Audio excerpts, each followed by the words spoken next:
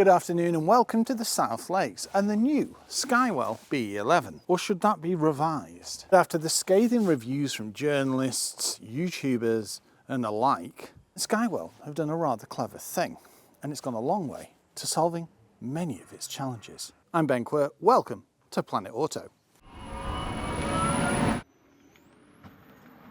It's a Chinese brand. Skyworth, as it's known in China, employs over 30,000 people. That's immense. So as far as the battery management and technology goes, it's up there. It's the other bits that are a little challenging. Now we'll touch on those in a moment. If you remember last time I saw this, I thought it was good value, and I thought it's a decent sized SUV with conservative looks. And they've not changed any of that. It's the same powertrain and it's the same exterior, apart from a few vents that have been added to make it slightly more efficient. Realistically, you're looking at probably just under 300 when you're zipping around motorways, A roads, etc, etc. 400 miles in the city, so that's pretty good too. There's just one challenge. If you floor it, it wheel spins, and it wheel spins for England, which is not ideal. One thing Annabelle did notice is it wasn't unsettled per se, it just made us travel sick every time I put my foot down, and I don't mean hard acceleration. It's almost like it hadn't been 100% tuned for UK roads, and maybe they've tweaked the electric motors so the power doesn't go down as sharply. Whatever it is, when Annabelle and I went for a meal the other day to a local Chinese, it was around 20 miles round trip, she travelled perfectly. I thought it best to highlight its biggest challenge, because from there onwards they pretty much fettled everything else. So many YouTubers said it's not safe enough, it won't hit NCAP this. Why are they even selling it here? And I was like, this is all harsh. If you actually look at it for what it is, look at the size of it.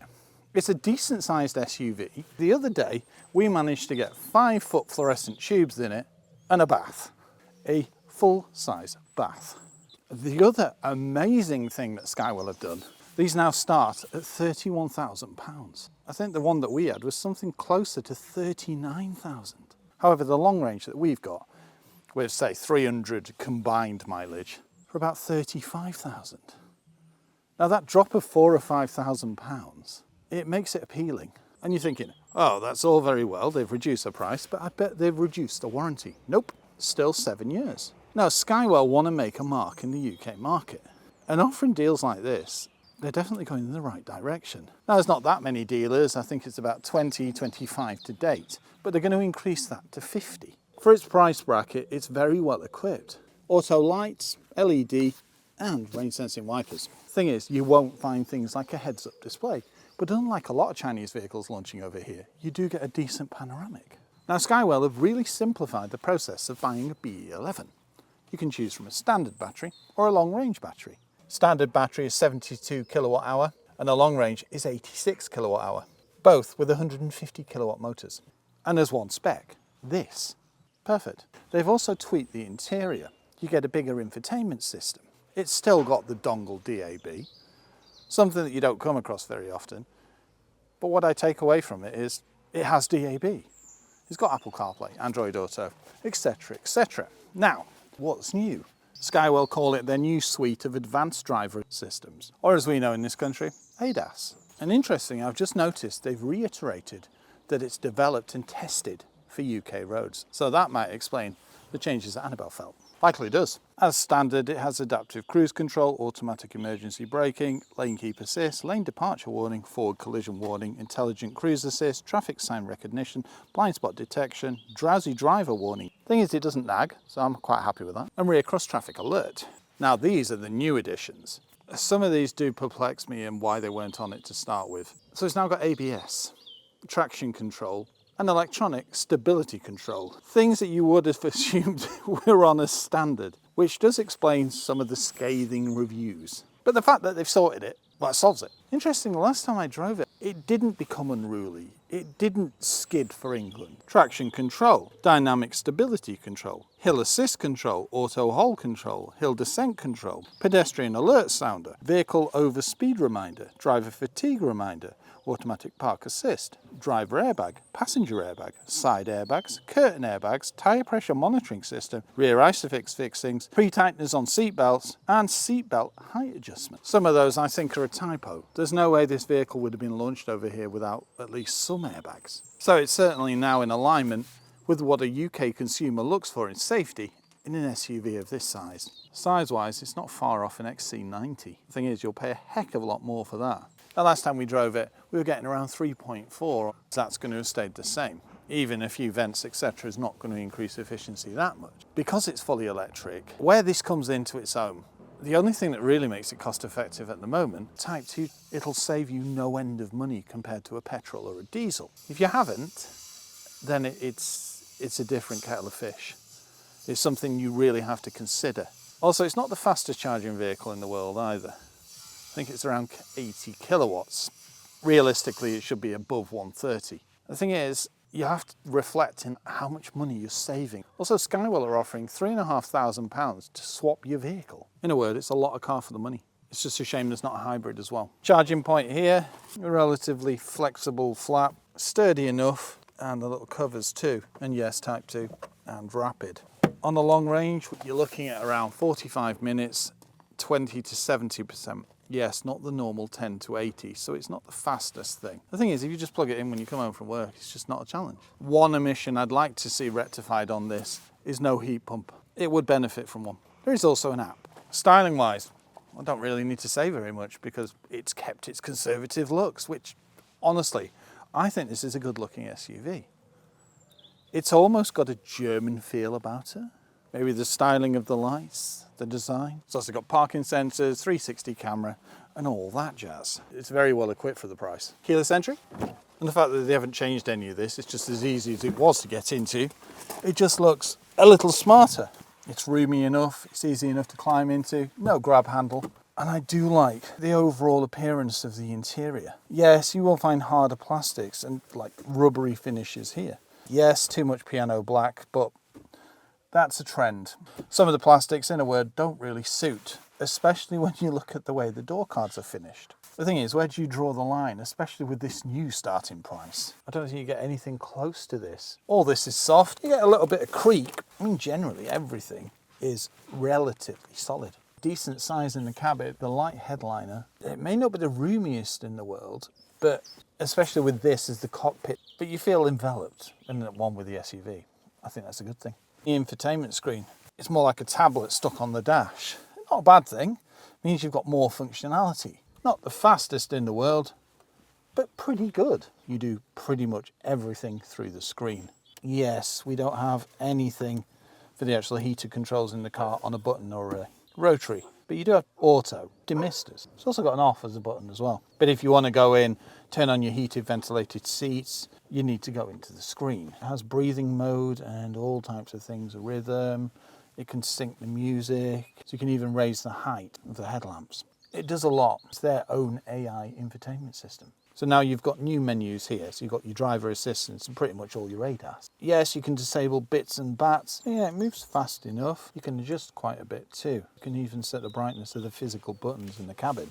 Go into driving assistance, we can see the radars, lane, hill descent control, air conditioning and air purifying, convenient services, wireless charge. There's one under here as well as USBs. And you can play around with the cluster as well, change the theme. You can change it from electricity, so it shows the percentage of the battery, 79%, or the mileage. That's the thing with a design like this, it's quite hard to integrate a screen of this size. So I think this is the best solution. Look at things like this, thick rubber trims, doors that cover the sills. I do like this wood effect as well. Yes, it's not going to be real wood, but it's got a nice finish to it. That's what staggers me about the BE11. The size and the way it's spec'd and the way it's finished for its price bracket. Yes, it's not perfect by any stretch of the imagination. You've still got exterior paint on the inside and weld point. Quite literally overnight, this has become way more appealing. And the fact that you can go and sit in one in a dealer, Perfect. If you like this type of video, why not subscribe to the channel? You just hit the button on the right hand side. It's free and you'll get an alert every time we upload. Thank you. Nice raised ride height. Great vision out the windscreen. Comfortable buckety seats, footrest, proper buttons, rotaries, and very easy to operate. Electronic handbrake, auto hold, and this is ventilated. So I can put my cheese, jams, chutneys and pickles in there. Decent sized glove box. Yes, doesn't fully close, but it's just things like that. If they tighten up on slight movements, I think it'd fly. I do love these buckety seats, especially with this colourful trim around them. Ah yes, this. That's the thing that keeps an eye on you. The thing is, I've driven it quite frequently now, and it's not nagged once. The one thing that does stand out on this, which I don't think is a good thing, the sounds that come out of the car, they sound like mono in the 80s. And it's just, it detracts. Did you hear that? If it had a little bit of bass to it, then yeah, we're not looking for BMW's Hans Zimmer, but something in between would be nice. Cluster remains the same, nice and straightforward, easy to read. You can see your miles, your range, etc. very simply. You can also change the screen. You can see all the new safety systems reflecting in there. Your 360 camera, yes, it's not the highest quality in the world, but it does the job. No, none of this really needed changing. It'll be interesting to see what they change when they bring out, say, a facelift. And I think that's your lot. Let's take a look in the back. I almost forgot. So, yes, these have now been added. In addition to the £3,700 incentive switch scheme, you also get £500 towards Adrian Flux insurance. I think it looks a smart SUV from the side. I love the silhouette. It looks lovely in Galaxy Grey, but you don't have to choose that. Not the biggest size wheels in the world, but they suit it. Mind you, these are 19s. I do love the cladding. I just wish they did an all-wheel drive. As before, the brakes have stayed the same. It got most of the things right the first time. It's just those omissions. For example, the electric seats, and that's driver and passenger. I mean, that's rare enough in itself. Also height adjustment on both too. Also it's safety, it never nagged. And even with this additional safety, it still doesn't nag. Also there's one more thing, but I'll highlight it in a second. Just look at the size of this. Climbing in for me, like last time, is just child's play. I have to duck my head a little bit. Thing is, it's a custom electric platform, flat floor. Now this seat's pretty much on the floor, so I can't get my feet under the seat, but if Annabelle was driving, I could. Even the back of the door cards, soft touch. It's roomy, it's practical, it does have a few omissions. Door pocket's not the biggest, but you'll easily get a bag of sweeties and a slimline drink. No, I like it. Decent construction. Just look at the length of the door and listen to this. Solid. No, I'd be as happy in the back as I am in the front. And just look at the legroom. The one thing it omits, the fact that the seats won't recline, that I would certainly put in for the next gen. For a start, it would allow you to have a bigger boot. You know, you could just move, because I don't need this much room. Pull down armrest and cup holders. USBs down here and an inverter. So you've got a 3-pin plug. It's spacious, it's airy, the light headliner works well, and button operated, proper cool, not reading lights. Comfortable seats, nice squidge factor to them. They're not the most buckety, but they're very supportive.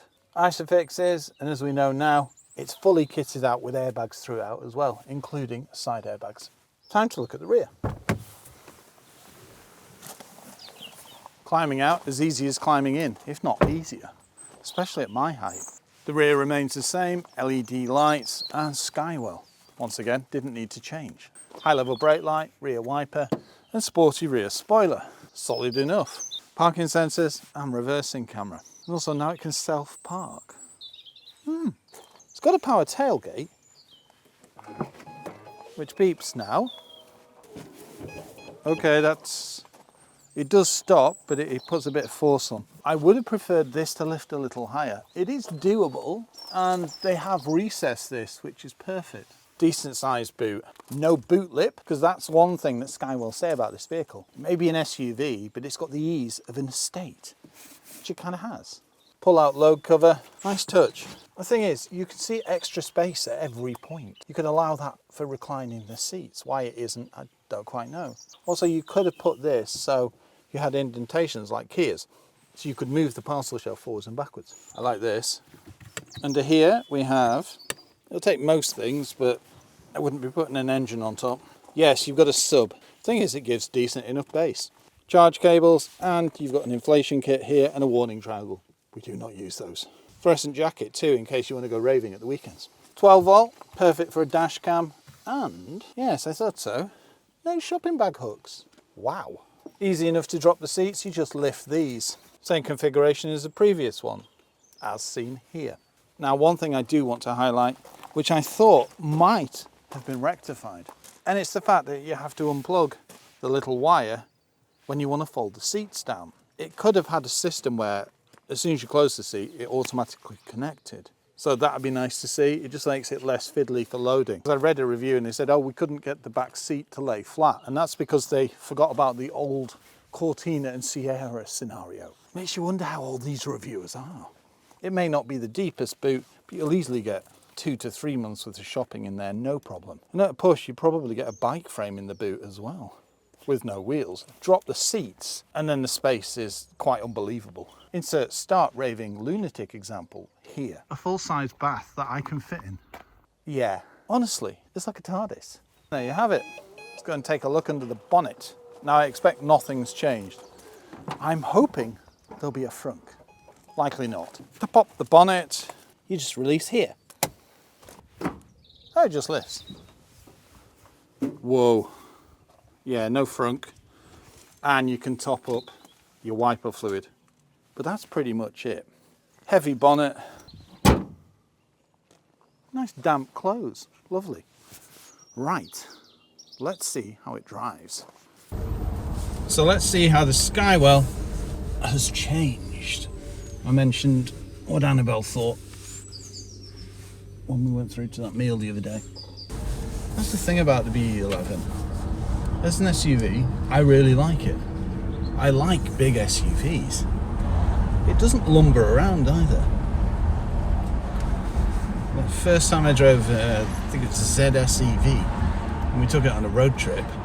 That, honestly, when you went around corners, we had Joseph from Lloyd Vehicle Consulting in the back. We were heading to Goodwood, and literally all the luggage on one side ended up on top of him because the suspension was so soft. Whereas with this, it's just not like that. Yes, it's a big SUV, so you can feel body roll, but it's nowhere near as excessive as that. And now I've put the windows up, you can tell you can't hear much noise outside either. And the refinements, it's pretty good. That's the one thing you have to consider when you're looking at a vehicle like this at this price. And the fact it's fully electric as well. So that little ping ping is telling me that I've exceeded the limit. Yeah, that's a little overkill. Even if you go 1 mile an hour over, you will end up with, unlike most cars that go 3 times, so that needs dialing back. But the fact it's now got ADAS is immense. The main problem is this. Dependent on road surface, it may well wheel spin. I've just tried it twice in a row now and it's not done it. So I don't get that at all. But when I was driving it the other day, it wheel spun pretty much non-stop. And that was in drive as well as sport. So if they can get that done. But when we were speaking to the guys at Skywell the other day, they said that's the last major improvement it needs on this gen. Driving experience though, you can really tell now it's been tuned to UK roads.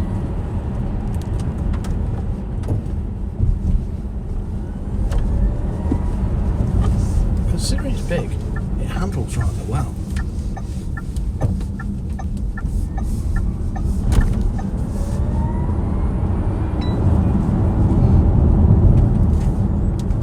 It's nippy, it's got decent power, and it just takes everything that you throw at it.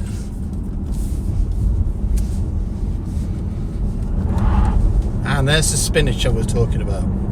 If they can eliminate that, the ride, the brakes, the acceleration,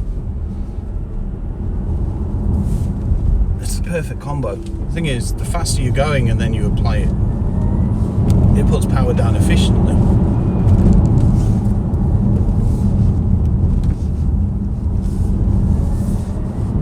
its weight, which surprisingly is only 2 tons. I thought it'd be way more than that. The way it takes terrain is very good. It's not excessively bangy, it's not excessively bouncy, it's kind of in the middle. And driving it on roads around here, you really test that. It's quite quick.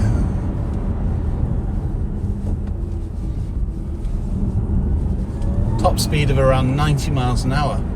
Perfectly fine for this country.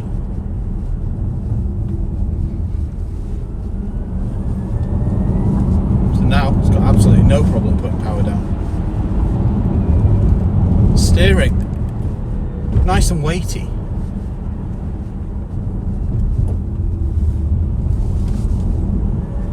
Good feedback. About right for a size of this SUV, to be honest. I mean, even going around things like this, I've noticed at some points there is a fraction of hesitation, but I think that's been built into it, so it just doesn't wheel spin for fun, and then you can leverage the power.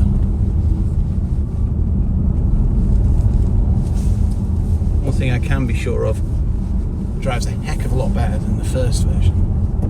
Well, the suspension gobbles up everything around here. The roads are in, it's not disrepair per se, but it's not good. 60. Very good brakes for a vehicle of this size.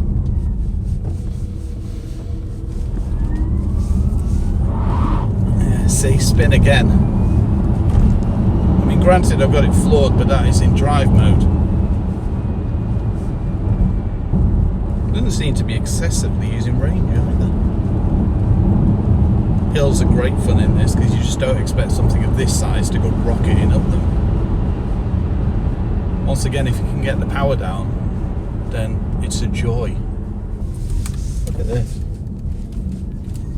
It corners like a smaller SUV.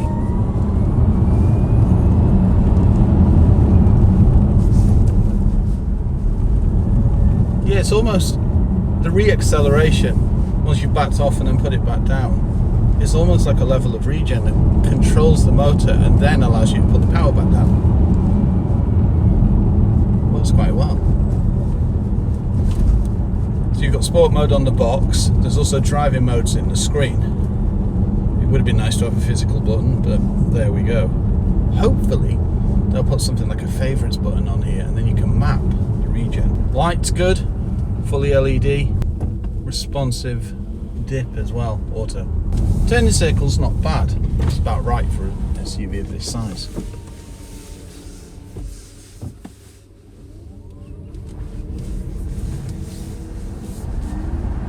So you can put the power down if you need to.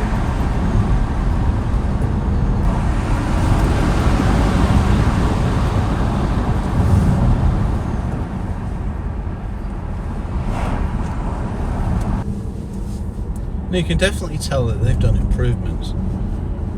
I like to put power down a little more efficiently. I reckon they've got the correct formula. I mean, it's not like learning to drive and you have to work out the clutch or anything like that. If you do a moderate accelerate off, you won't wheel spin. It's just something to consider. But if they can get it to, say, the level that Hyundai and Kia have, even if you floor that from the lights in something like an Ioniq 6, it'll get to speed quickly, but it will not wheel spin at all, and they're still two-wheel drive.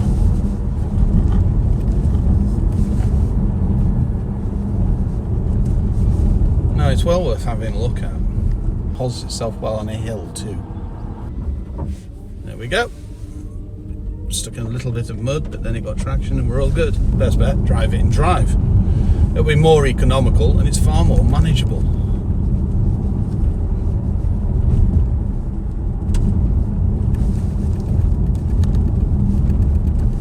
Regen level is standard, as you'd expect. Nothing excessive. There's also no one pedal driving either. Put it in sport. I don't even know if it weightens up. I think the regen's the same. Slightly weightier maybe.